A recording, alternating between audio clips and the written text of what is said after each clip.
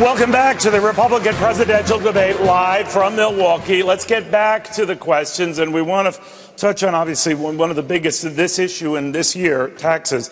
And this will go to several of you.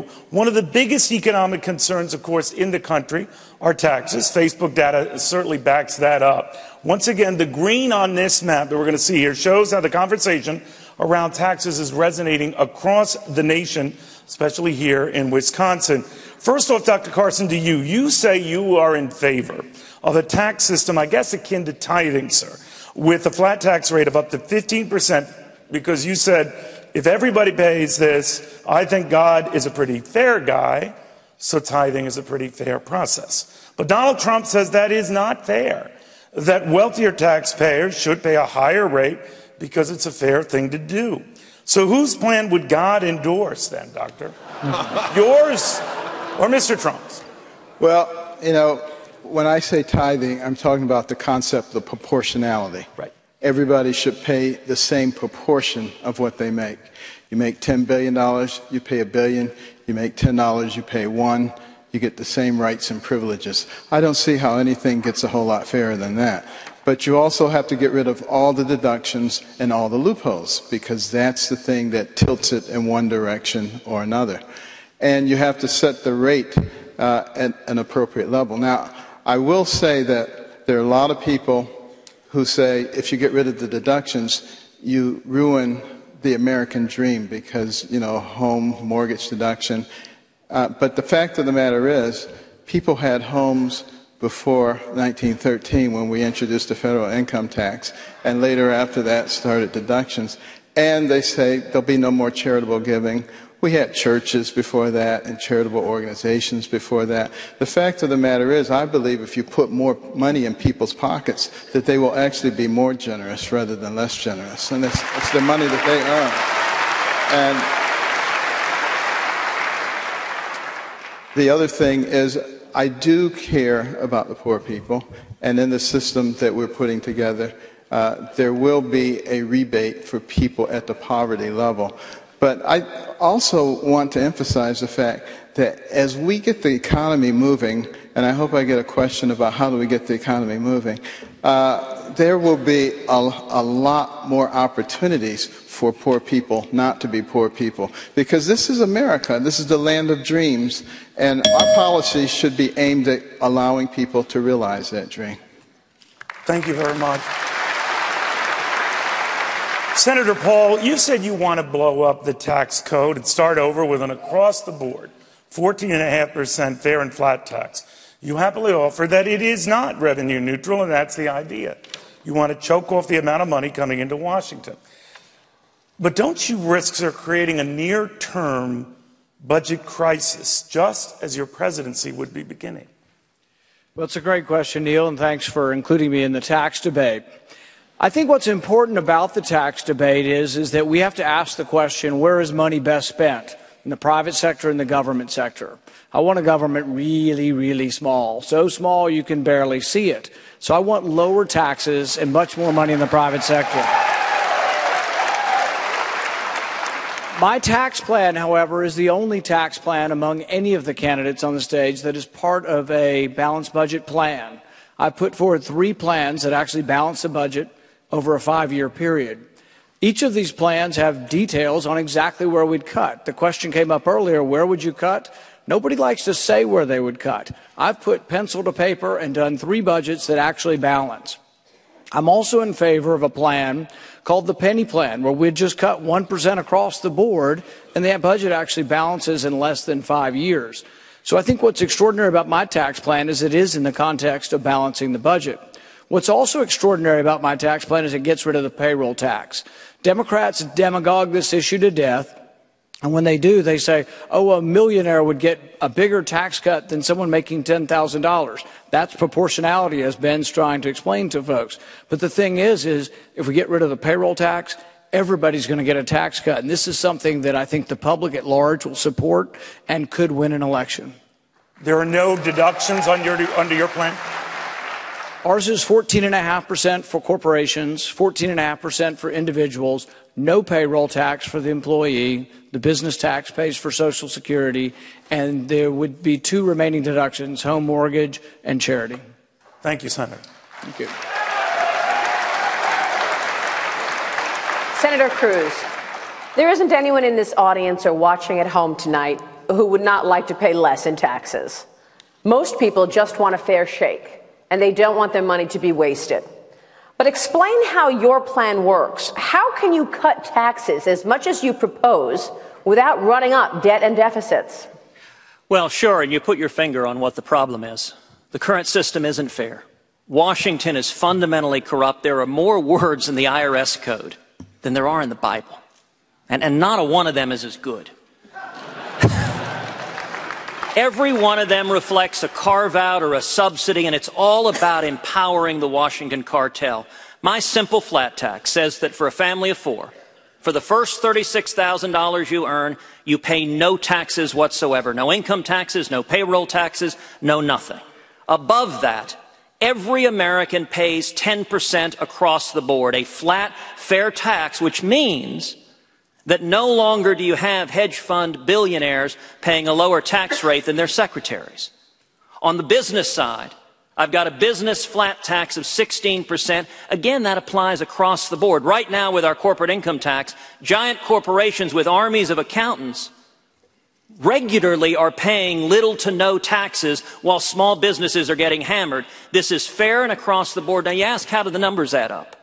I would encourage folks, if you go to our website, tedcruz.org, we have the specific numbers on the website. This plan eliminates the payroll tax, eliminates the death tax, eliminates the corporate income tax, and it abolishes the IRS.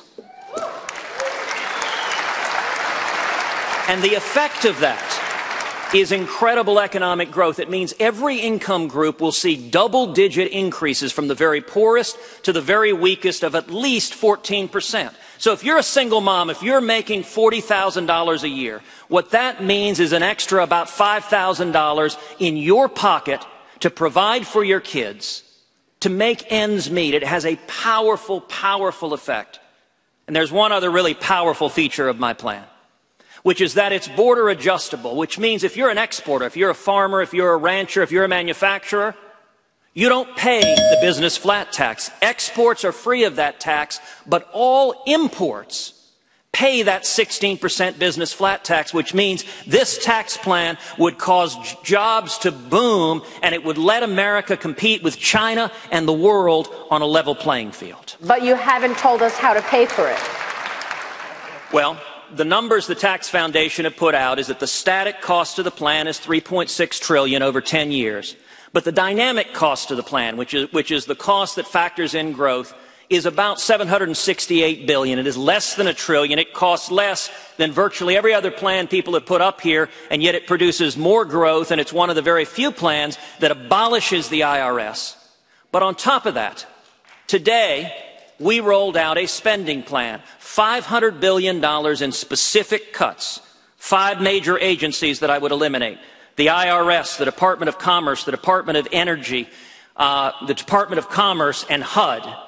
And then 25 specific programs. Again, that's on our website at tedcruz.org. You want to look at specificity? It's easy for everyone to say, cut spending. It's much harder and riskier to put out chapter and verse, specifically the programs you would cut to stop bankrupting our kids and grandkids. Thank you, Senator.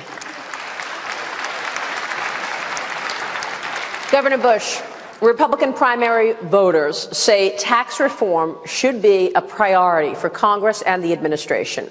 But Governor Bush, how important is tax reform in your domestic policy agenda? Will you guarantee it in the first year of your presidency?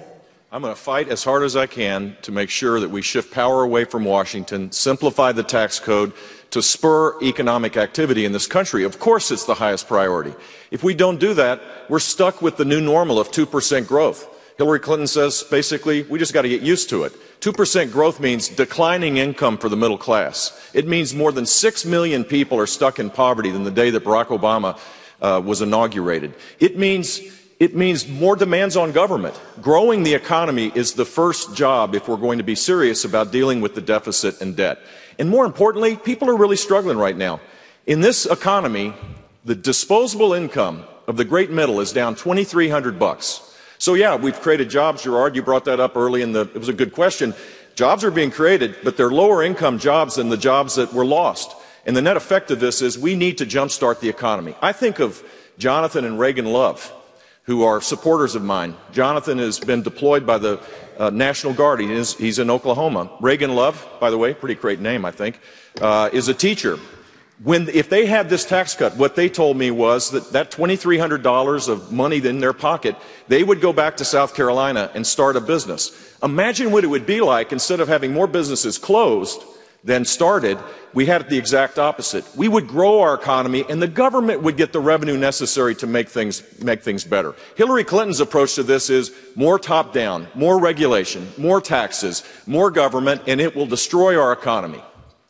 Thank you. Thank you, Governor. Senator Rubio. Can I just come to Senator Rubio? We're coming to you, Mr. Trump, in 1 second, I promise. Senator Rubio, your tax plan includes a large expansion of child tax credits to raise after-tax incomes for low-income parents. A similar tax credit that you previously proposed in the Senate was estimated to cost as much as $170 billion a year, according to the Tax Foundation. Isn't there a risk that you're just adding another expensive entitled program to an already overburdened federal budget? The most important job I'm ever going to have, the most important job anyone in this room will ever have, is the job of being a parent. Not the job of being president, or the job of being a senator, or the job of being a congressman. The most important job any of us will ever do is the job of being a president, because the most important institution in society is the family. If the family breaks down, society breaks down. You can't have a strong nation without strong values, and no one is born with strong values. They have to be taught to you in strong families and reinforced in you in strong communities. And so when we set out to do tax reform, we endeavored to have a pro-family tax code. And we endeavored to do it because we know how difficult it is for families in the 21st century to afford the cost of living. It is expensive to raise children in the 21st century. And families that are raising children are raising the future taxpayers of the United States. And everything costs more. In 35 out of 50 states, childcare costs more than college. There are millions of people watching this broadcast tonight that understand exactly what I'm talking about. They don't know how they're going to make that payment every month. And if they can't make it, they can't work because someone needs to watch their kids during the day. They don't know how they're going to save for their kids' future to go to college. And so, yes, I have a child tax credit increase, and I'm proud of it. I am proud that I have a pro-family tax code, because the pro-family tax plan I have will strengthen the most important institution in the country, the family. Neil, there's a point I'd like to make here. Neil, a point that I'd like to make about the tax credits. We have to decide what is conservative and what isn't conservative. Is it fiscally conservative to have $1 trillion expenditure? We're not talking about giving people back their tax money. He's talking about giving people money they didn't pay. It's a welfare transfer payment. So here's what we have. Is it conservative to have $1 trillion in transfer payments, a new welfare program that's a refundable tax credit? Add that to Marco's plan for $1 trillion in new military spending, and you get something that looks to me not very conservative. Thank you. Governor Kasich. No, Let me come to Governor Kasich. No, Governor Kasich. Excuse me, I get to respond. Very quickly, Senator. No, I get my 60 seconds to respond. He's talking about my tax plan. Please. So let me begin with this. I actually believe, first of all, this is their money. They do pay. It is refundable, not just against the taxes they pay to the government, but also on their federal income tax. It's refundable against the payroll tax. Everyone pays payroll tax. This is their money. This is not our money. And here's what I don't understand. If you invest that money in a piece of equipment, if you invest that money in a business, you get to write it off your taxes. But if you invest it in your children, in the future of America, in strengthening your family, we're not going to recognize that in our tax code. The family is the most important institution in Nevertheless, society. it's not and yes, very I do want to rebuild the Marco. American military. How's it conservative? I know that Rand is a committed isolationist. I'm not. I believe the world is a stronger and a better place when the United States is the strongest military power in the world. Marco, how is it conservative? How is it conservative to add $1 trillion expenditure for the federal government that you're not paying for? How is it conservative? How is it conservative to add $1 trillion in military expenditures? You cannot be a conservative if you're going to keep promoting new programs that you're not going to pay for. I may respond more quickly. Very quickly, Senator. We can't even have an economy if we're not safe. There are radical jihadists in the Middle East beheading people and crucifying Christians. A radical Shia cleric in Iran trying to get a nuclear weapon. The Chinese taking over the South China Sea. Yes, I believe the world is a safer... No, I don't believe. I know that the world is a safer and better place when America is the strongest military power in the world. Marco, I don't think we're any safer. I do not think we are any safer from bankruptcy court. As we go further and further into debt, we become less and less safe. This is the most important thing we're going to talk about tonight. Can you be a conservative and be liberal on military spending? Can you be for unlimited military spending and say, oh, I'm going to make the country safe? No, we need a safe country. But you know, we spend more on our military than the next 10 countries combined. I want a strong national defense, but I don't want us to be bankrupt. Well, and there is a middle ground. There is a middle ground that brings both of these together. There is a middle ground that brings both of these together, which is that it is exactly right that we have to defend this nation. You think defending this nation is expensive, try not defending it. That's a lot more expensive, but you can do that and pay for it. You can do that and also be fiscally responsible. You know, I mentioned the 25 programs that I put out today that I would eliminate them. Among them are corporate welfare like sugar subsidies. Let's take that as an example. Sugar subsidies. Sugar farmers farm on roughly 0.2% of the farmland in America, and yet they give 40% of the lobbying money. That sort of corporate welfare is why we're bankrupting our kids and grandkids. I would end those subsidies to pay for defending this nation. Senator, we need to move on. This is why we must combine, actually, zero-based budgeting with tax reform. Because unless we can examine and cut and move every single dollar of discretionary spending in the federal government, we cannot reform taxes and reduce spending at the same time. Ask yourself this question. How is it possible that the federal government gets more money each and every year, which the federal government has been doing, receiving more money every year for 50 years under Republicans and Democrats alike, and yet never has enough money to do the important things? The answer, all the money is always spoken for. All the money is spoken for. So we have to go to zero-based budgeting, which is a simple idea. By the way, there's been a bill for zero-based budgeting.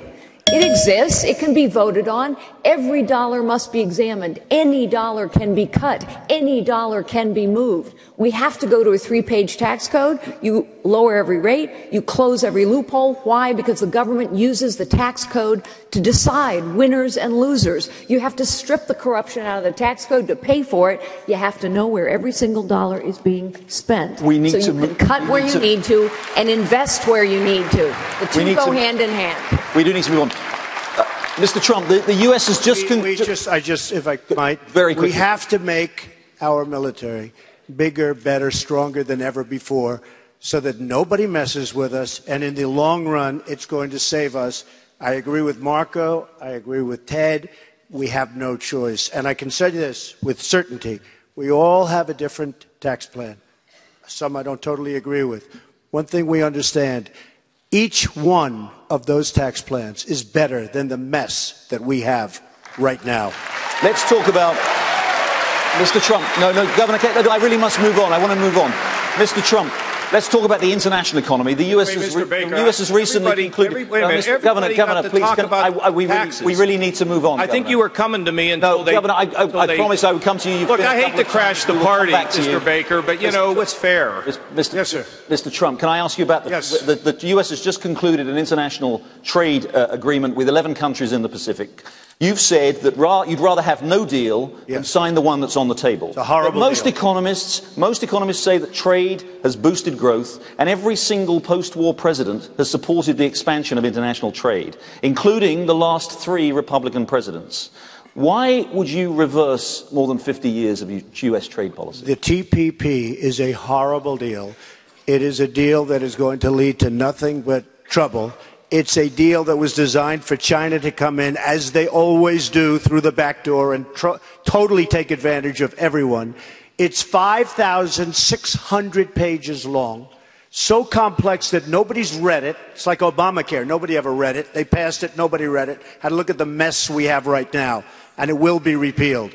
But this is one of the worst trade deals, and I would, yes, rather not have it. With all of these countries and all of the bad ones getting advantage and taking advantage of what the good ones would normally get, I'd rather make individual deals with individual countries. We will do much better. We lose a fortune on trade. The United States loses with everybody. We're losing now over $500 billion in terms of imbalance with China, $75 billion a year imbalance with Japan. By the way, Mexico, $50 billion a year imbalance. So I must say, Gerard, I just think it's a terrible deal. I love trade. I'm a free trader 100%. But we need smart people making the deals, and we don't have smart people making the deals. The deal, as you say, the terms of the deal were published just last week, the detailed 5,000 pages of it. And 80% of U.S. trade with countries in the Pacific now, these countries, these 11 countries, is actually tariff-free. And the trade deal only affects the other 20%. Which are there particular parts of the deal that you think well, the were currency badly manipulation they don't discuss in the agreement, which is a disaster. If you look at the way China and India and almost everybody takes advantage of the United States, China in particular, because they're so good. It's the #1 abuser of this country. And if you look at the way they take advantage, it's through currency manipulation. It's not even discussed in the almost 6,000-page agreement. It's not even discussed. There was a separate, and as you understand, I mean, you understand very well from the Wall Street Journal, currency manipulation is the single great weapon people have. They don't even discuss it in this agreement. So I say it's a very bad deal, should not be approved. If it is approved, it'll just be more bad trade deals, more loss of jobs for our country. We are losing jobs like nobody's ever lost jobs before. I want to bring jobs back into this country. Hey, Gerard, you know, we might want to point out China's not part of this deal. Yeah. True. It's true. Yeah. That's right. That's right. Before we get a little bit off kilter isn't that part of the problem, if I may say, Senator, that if this deal is not ratified by the US, by the Senate, then it would actually give China an opportunity to grow its economic leadership, which it's been seeking to do. And if the US is unable to take part in this trade deal with these countries in Asia, China will take the lead. There is an argument that China doesn't like the deal because in us doing the deal, we'll be trading with their competitors. You're exactly right. But I think we've sort of missed the point a little bit here. There is an important point, though, about how we discuss these trade treaties that I do agree with Mr. Trump on. We should negotiate from a position of strength, and we also should negotiate using the full force and the constitutional power that was given to us. I think it's a mistake that we give up power to the presidency on these trade deals. We give up the power to filibuster, and I'm kind of fond of that power.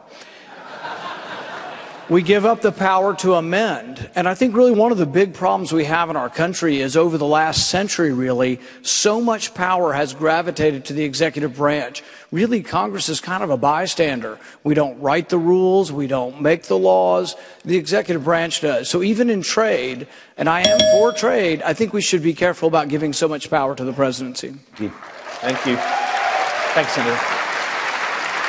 Coming up, the biggest threats facing the next commander-in-chief. You're watching the Republican presidential debate live tonight from Milwaukee.